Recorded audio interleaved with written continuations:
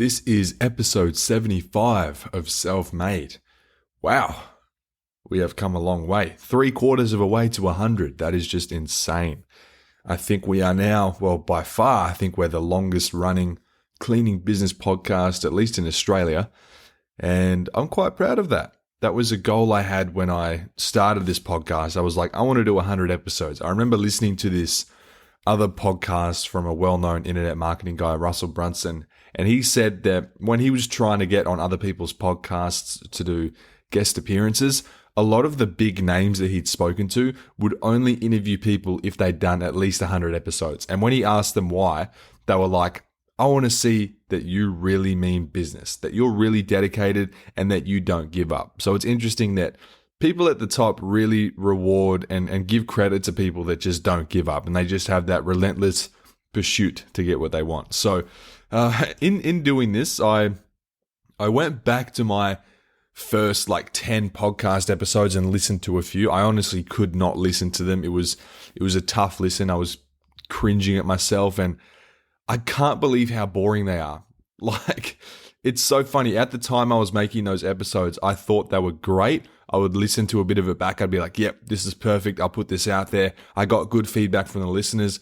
But now listening to it today, oh my God, it's so bad. It's like I'm trying to put people to sleep. It's so boring. So I'm half contemplating taking all of them down, because what if new people come into this podcast and they listen to the first 5 and they're like, this is the most boring podcast ever. I'm never listening to another episode again. But then there's also that bit where it's like, that is the start of the journey. I want to show people that there is a starting point and there is progression, and you do have to become better and you have to suck a little before you can be good. And there's also some stuff in there that, sorry, my phone just went off.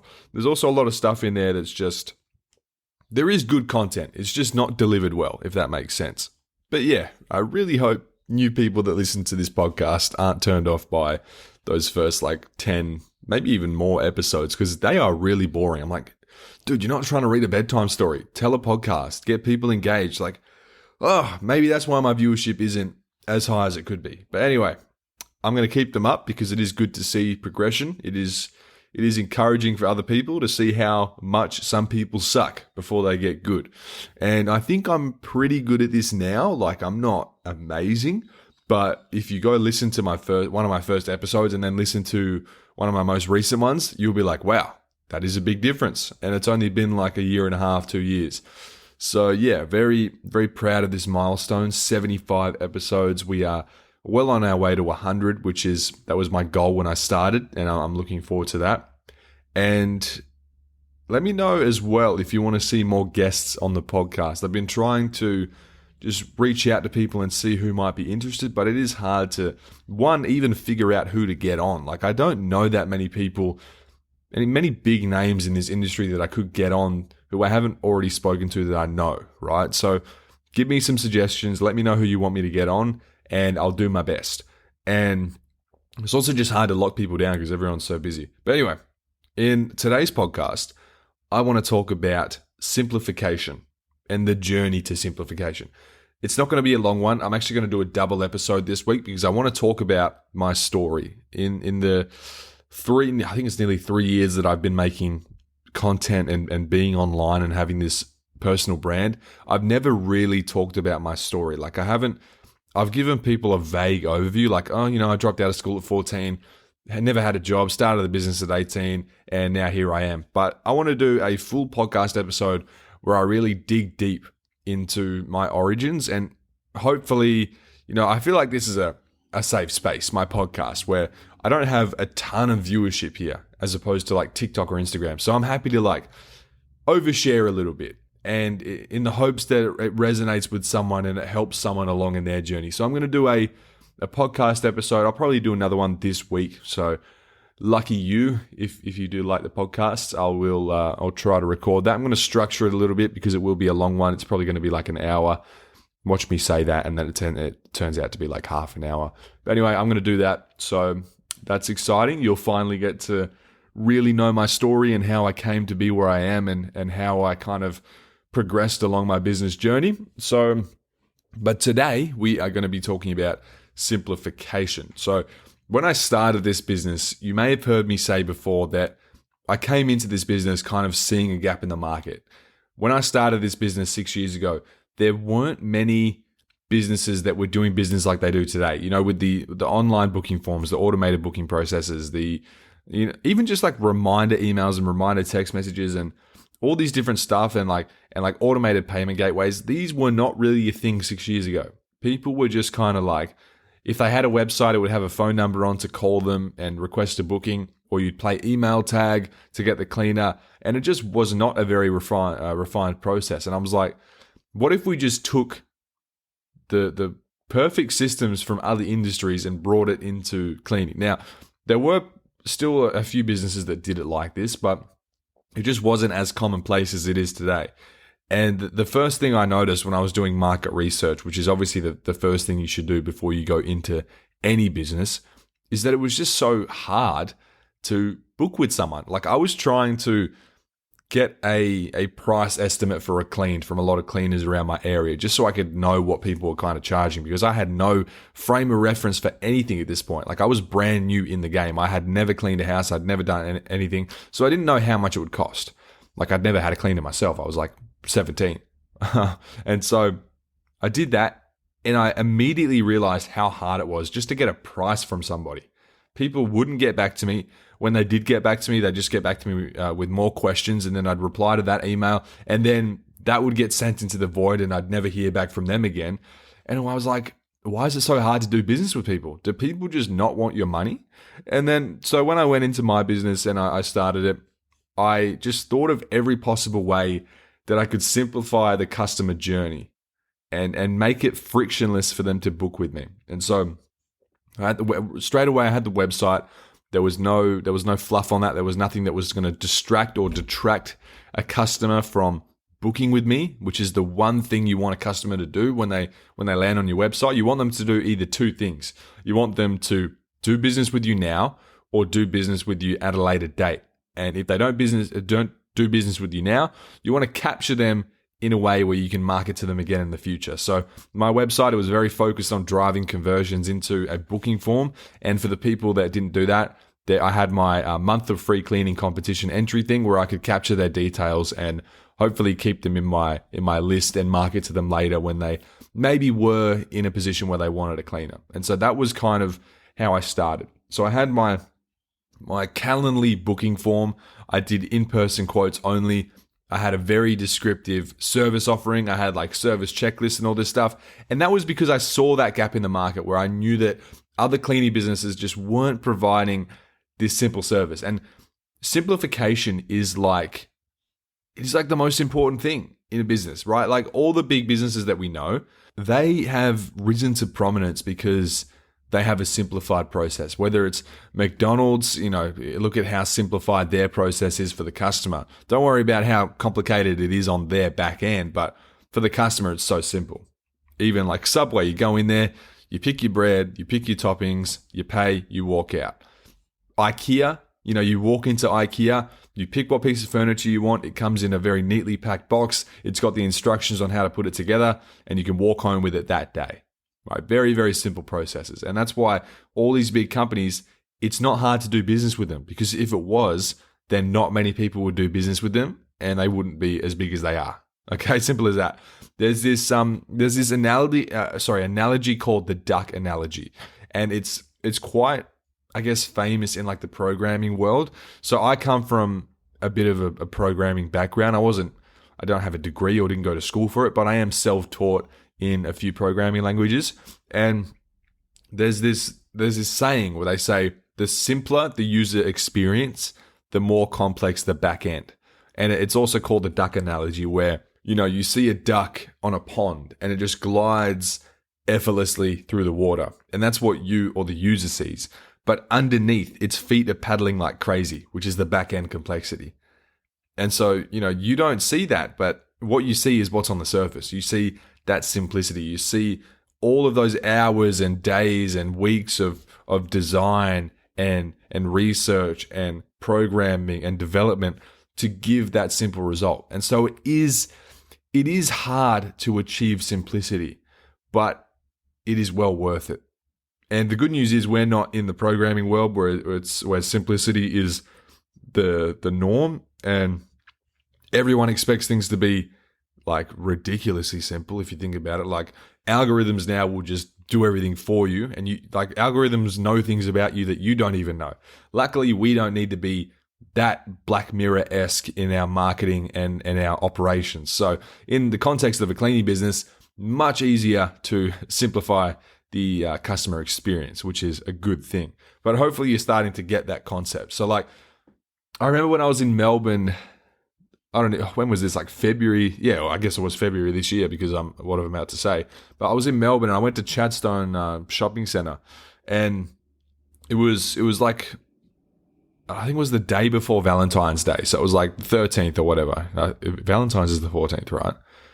Yeah, I think so. I've never had a Valentine. Anyway, yeah, probably the 13th. So I went into Chadstone and I passed this stall in the middle of the shopping centre, and there was like this, I saw like flowers and stuff. I was like, okay, this is Valentine's Day.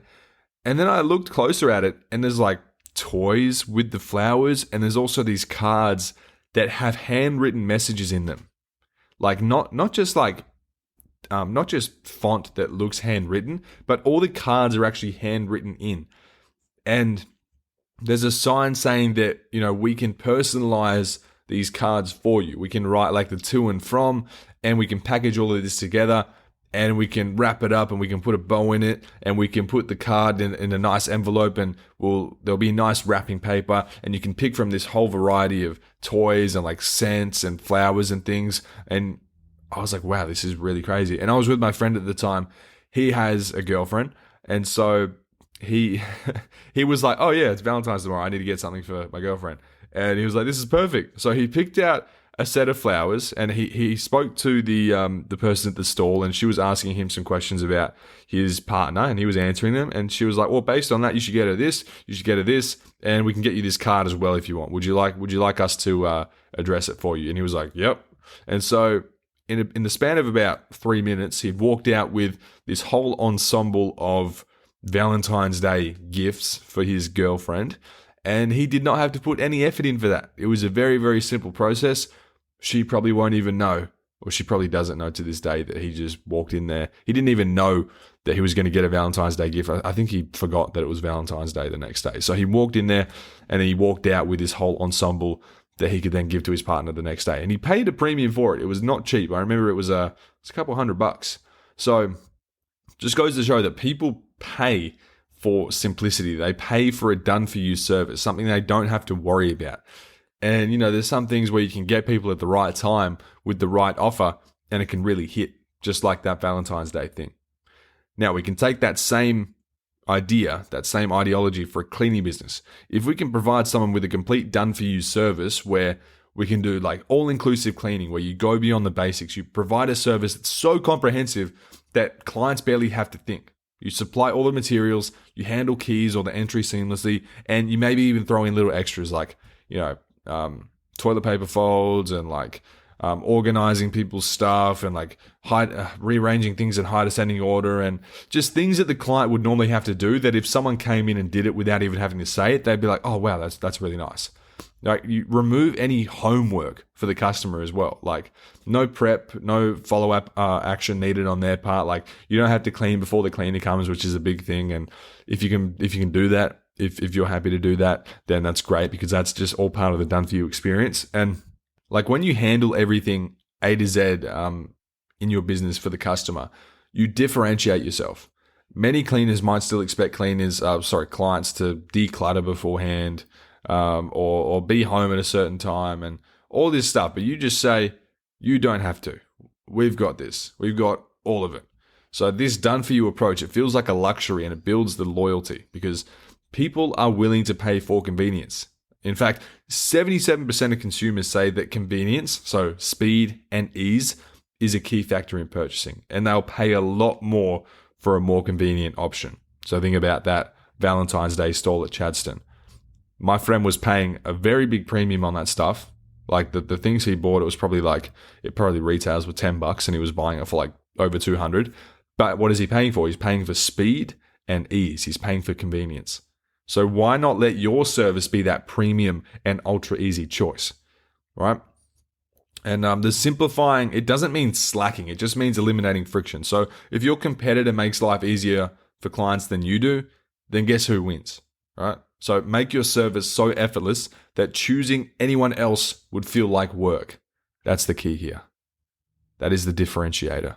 Another big thing of this, which I've always wanted to do with my residential business, but I just don't because it's too big of a monster now and I don't want to tackle it, is streamlined payment collection. So no more chasing invoices and doing the awkward like, hey, just following up on that invoice, emails, but you can implement an automatic invoicing and payment system. So for example, you can use software that auto sends invoices upon job completion and follows up with reminders and stuff, or you can use something that just automatically charges a card on file, which is something we wanted to do, but I had concerns with security because I was really paranoid, like, oh, what if someone hacks my Stripe account or my Jobber account, which is unlikely, but it's something that just plays in my mind. And it's like, I don't know if I want to carry that liability. So, but if I was smaller, I would definitely do it because I don't have like 400 people's card details on file. And then if you ever lose a customer, you have to like destroy their card details, and it's just a lot. But anyway, if you can do that, that is just another element that you're removing from the process, another element of friction. So you're creating a more seamless journey for the customer, a path of least resistance to get what they want, which is just a clean house. So like, if you can do it in a way where their card details are on file, so you just show up and clean, they don't have to let you in, they don't have to think about it, and then they just get billed automatically for it. So it's like every week they come home to a clean house and they don't have to do a single thing for it. The money is taken out of their bank account by you. They don't have to worry about paying for it. And it's a very, very frictionless experience for them. And so do you think they're going to go with someone else over you? No, they're getting ease and they're getting speed. They're getting convenience. It's a really smart thing to do if you have recurring clients. So they'll never have to remember to pay an invoice. You can just enable the recurring invoices thing inside Xero. That's an option as well, and you can set it up with automatic payments on there. The thing with recurring clients as well is that they will get slack with payment because they just get so comfortable with it. It just becomes a part of their lifestyle, like having the cleaner.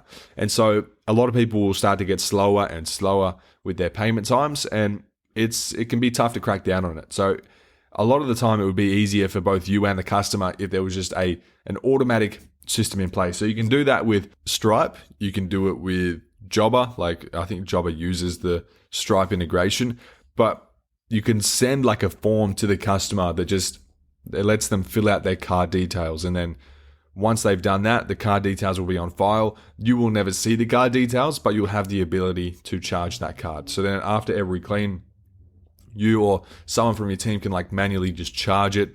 Or if you send an invoice, you can use that card to pay the value of that invoice and the customer gets sent the receipt. So that's an option with a lot of software today like Jobber, and I think ZenMade does it too. I've got a friend in Perth that has a cleaning business and he uses that ZenMade feature where he sends this form to the customer to fill out their card details, and he just has his virtual assistant charge them after every clean with their invoice, which is really smart. And he advertises that on his website, which again is smart because it's a point of convenience and ease for the customer. So it's a good thing to make obvious to them before they book. And it's also great for cash flow. It's something I've wanted to do for my business, but like I said, for a few reasons, I'm a bit scared to. And I'm not really concerned with that at the moment, from a cash flow standpoint. But the reason I want to do it is just for the ease and the convenience. So yeah, but do as I say, not as I do, right? So it is a good thing to do if you can manage it. If you're not too big already, do it while you're still small. Make that the precedent. Make that the standard that customers have to follow. And furthermore from that, you can also have just a simplified booking process in general. So, having a software like Launch27 or Jobber or ZenMade or Booking Koala or ServiceMate or Connect Team or whatever you want to use, you can have these instant quotes and you can have online booking. Instant quotes are great, or at least having price estimates on your website. We've split tested this, and just having a price estimate on your website is proven to have a higher conversion rate in the long run. So you can have two websites. One just has a booking form. One has a booking form and also something that says like 3x1 home starting at $130, 4x2 starting at 190, blah, blah, blah. It doesn't have to give exact prices, but it can give a price range or a price estimate. And those sort of websites are proven to convert higher than the other one because people like to have some frame of reference of what the cost of a product or service actually is. And so if you don't have price estimates on your website, or at least a price range, or just like a starting from thing, so a figure that customers know is the minimum and they can't go below that. So people that have a lower budget than that, they're just taken out immediately and you'll never have to waste time with them. But then people who are okay with that kind of budget range, that's pretty much, that is the biggest hurdle to get through. So once you've got price estimates built into your website and someone books, you can be like 99% sure that you've got that customer because they've seen the price estimate. So, price is not a factor here. The only factors in play would be like time of day, like the scope of the work, the quality, the communication, the assurance, that sort of stuff. Price is now irrelevant. So really good to have price estimates. I don't know why a lot of cleaners don't like to have price estimates on their website. It really doesn't make sense to me. I don't even know what the argument is. I don't know why people are against it. I don't know what they think the issue would be. I think some people are just scared of like people ripping off their prices. I think that's it. Or maybe customers are going to see that and just be turned off by the price, which is like, you should want that. You should want people that are price conscious to see your price and then walk the other way if they're not your ideal customer. That makes it easier for you so that you can have a higher conversion rate and you have a more refined selection of prospects that you can sift through that are more likely to do business with you, right? So simplify booking process, really, really simple really easy for that reason that it is simple. And you also want to reduce the response lag as well. So this is a big thing as well. It's a big problem I see with other businesses. It's a problem I had for a long time in my business, especially as I got bigger and more comfortable. But every hour a customer waits for a call back or an email back or a manual quote is an hour that they're going to book with someone else. It's an hour that they might just look somewhere else and go with a different service. So offering immediate booking, or at least an instant quote or an instant estimate with a very fast follow-up, a very fast response time, shows that you respect their time. I have another friend in Perth that has a cleaning company much bigger than mine, like double the revenue. And he said the biggest change that he made was just responding to leads quicker, responding to them within an hour, and his conversions went up dramatically. Because like if you walk into a barbershop and they say they're busy and they can't get to you for like 2 hours, are you going to wait around? No, you're going to go to the next barbershop down the street or down the aisle, right? It just doesn't make sense. Why would you go to barber A when you could go to barber B and get like presumably the same result? Because remember, customers don't really know that there is much of a difference between you and the next person. Obviously, you know as the business owner that your business is very different from the next one. But a customer who's just found out who you are, they just found out you exist, they've just come across your website, they're not going to know how different or how much better your service is than the next one. They're just shopping around. They just want someone that's going to respond to them. And so response time is crucial. It is absolutely critical in this puzzle here. It is one of the main pieces, and without it, everything else is kind of irrelevant, because they will, if you take too long to get back to them, they will just go somewhere else and probably get a lesser service. They'll probably get someone that's more hungry for the business, so they respond quicker and you lose them. And so prioritize leads more than anything else. If you're on a job and you see a lead come through on your phone, call them immediately. Don't be like, oh, I'll just wait until I finish. I'll just wait until I get home today. Call them straight away. They're going to appreciate the response time, and they're going to be likelier to do business with you based on that. And I remember years ago, I read this book called The Outsiders, which followed the story of these 8 low-profile CEOs. It was a really interesting look at how very unassuming people from backgrounds that weren't in management can go into a big company and make big changes. And one of the big themes from that book that they didn't really touch on was that all these CEOs, that one of the biggest things they did to improve their company's success was they just oversimplified everything. They like made the head offices smaller. They got rid of all the fluff and they got rid of all the fat from the business, and they just made it simple. And they didn't really talk about that in the book, but that was like the one thing I was thinking about the whole time. I was like, wow, this is like the complete opposite of what I was expecting. They're making things easier. They're making things simpler. They're making things quicker and more lean. And it's what allowed them to achieve greater levels of success. And the book Simplify, which is very on brand for today's podcast, it says that great businesses succeed by simplifying either price, so making a product or service radically more affordable, or proposition, making it dramatically easier or more convenient to use. We're more leaning towards proposition here.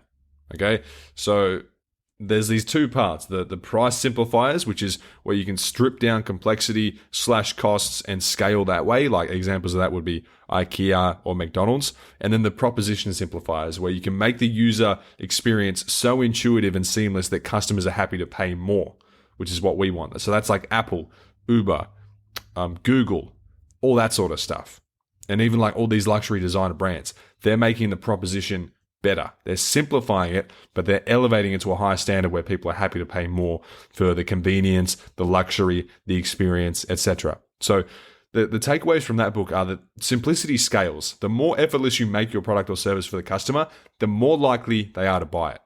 And in addition to that, the more likely they are to recommend it. They're going to refer friends and you're going to get more business as a result. It's going to build this compounding effect. And it means you don't need to be better. You need to be easier or cheaper, but not both, right? It's like you can't be both. If you're easier and cheaper, you're probably not worth it. It's not gonna work. It doesn't work like that. But you can be one or the other. In our business, in our case, we want to be easier. We don't want to be cheaper. And like we talked about before, simplifying often requires a lot of deep back-end complexity. So, but it's always worth it because the customer only sees that smooth surface, going back to the duck analogy. And so one of my favorite quotes from that book, which could be maybe even the title of this episode today, is if you want to succeed, simplify. That's it. Okay. And now leading on to proposition. So we talked about the booking process. We talked about the price.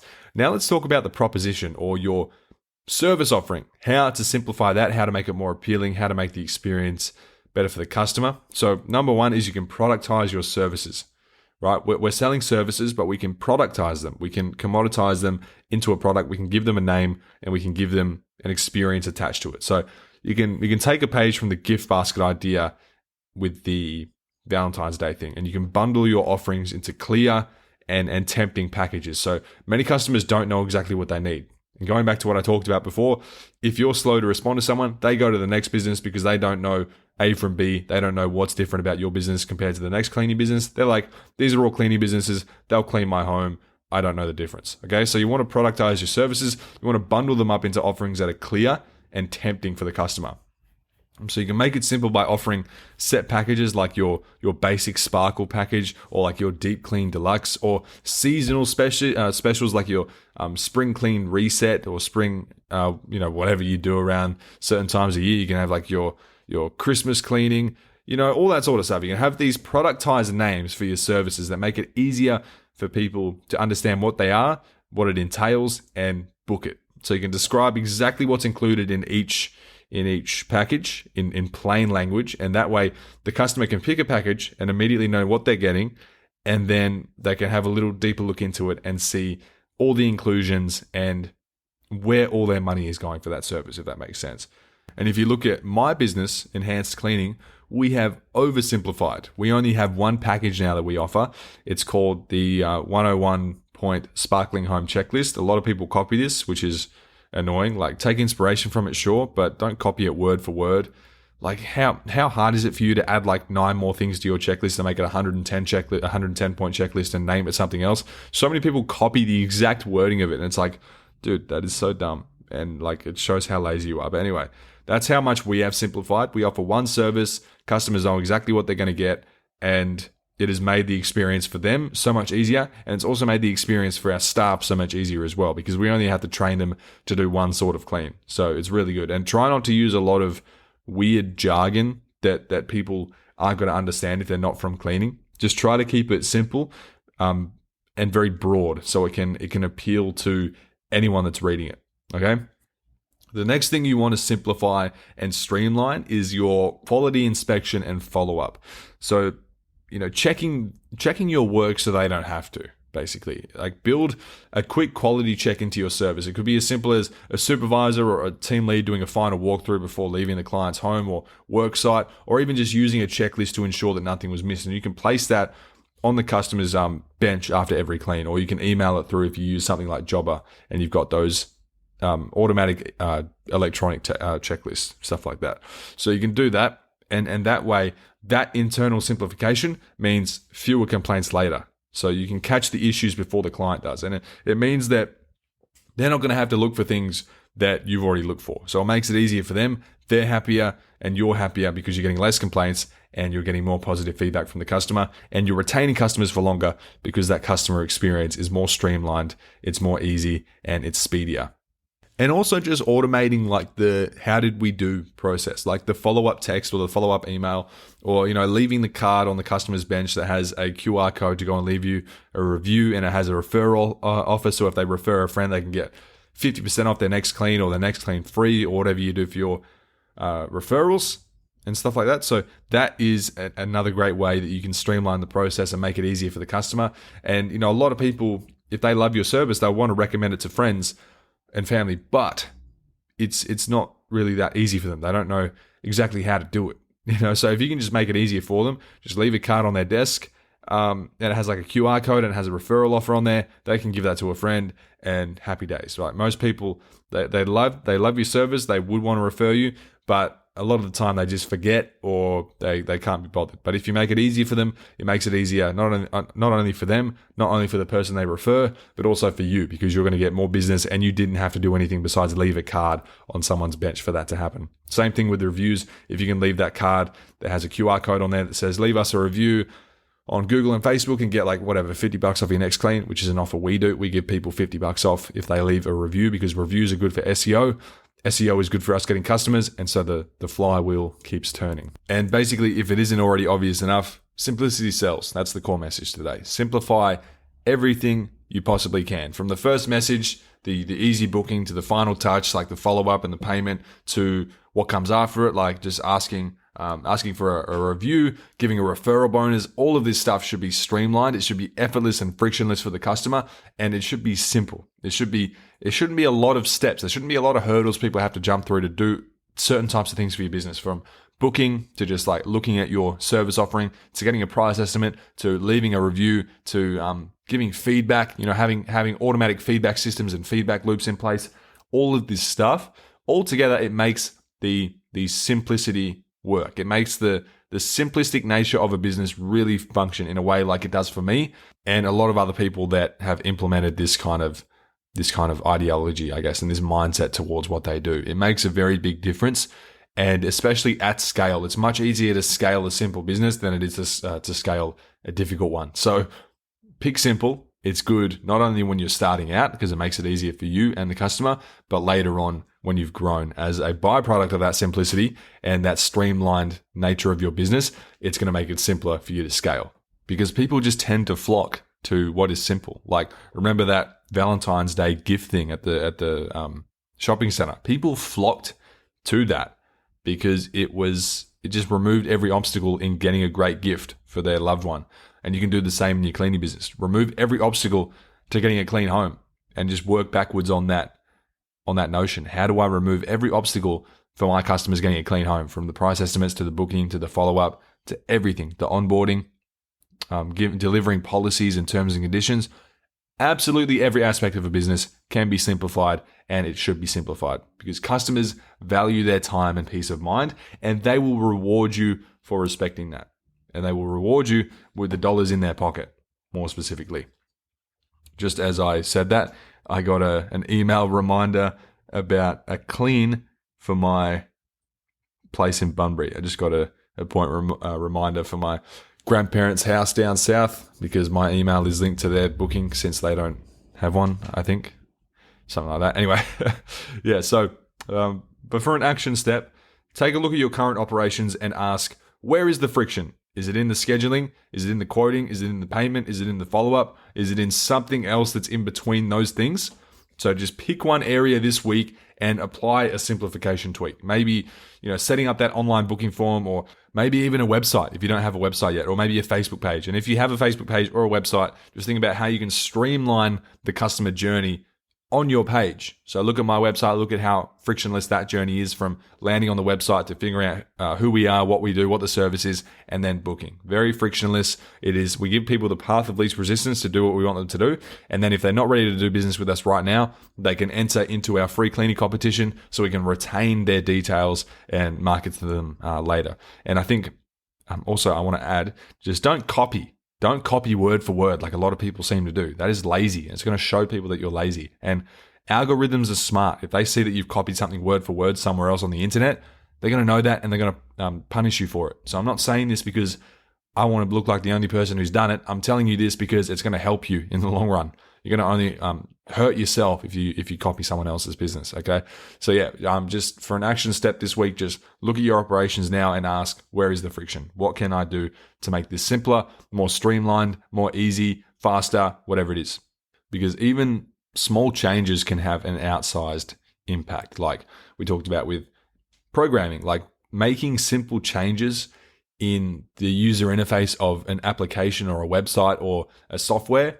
It's really, really hard to do sometimes, but those small changes have the most outsized returns and impacts on a business like that. And I reckon that's part of the self-made success story. It means working smarter, not harder. Like anyone can start a cleaning business, anyone can pick up a mop and just get to work, but the winners are the ones who make it crazy easy for the customer. So streamline, simplify, and dare to be the business that's so smooth to deal with that it makes competitors look like they're stuck in the Stone Age using primitive technology, right? Like they're acting like they just discovered fire. You've already got the round wheels and you're building carts and chariots and all that stuff. So leave all your competitors behind in the dust, simplify, and oversimplify. It's never too bad to be too simple, I like to say. And so, yeah, go forth and make easy happen. With that being said, I'll leave this episode here for today, and I'll be doing another episode this week about my story. That's probably going to be a long one. I don't actually know how long it's going to be, but I'm just going to talk and talk and talk until I've gone from start to finish, and I'm not going to leave any detail behind. So look forward to that. And remember, simplification is the way to success. They go hand in hand, and that's why every big company that is successful is successful. So yeah, I'll leave it here for today, and I'll see you in the next one where I talk about my journey to get to where I am now. So that's going to be exciting. You're going to get to learn a lot more about me, and hopefully it resonates with at least one person and inspires and motivates and uplifts someone. And we'll talk soon. Bye.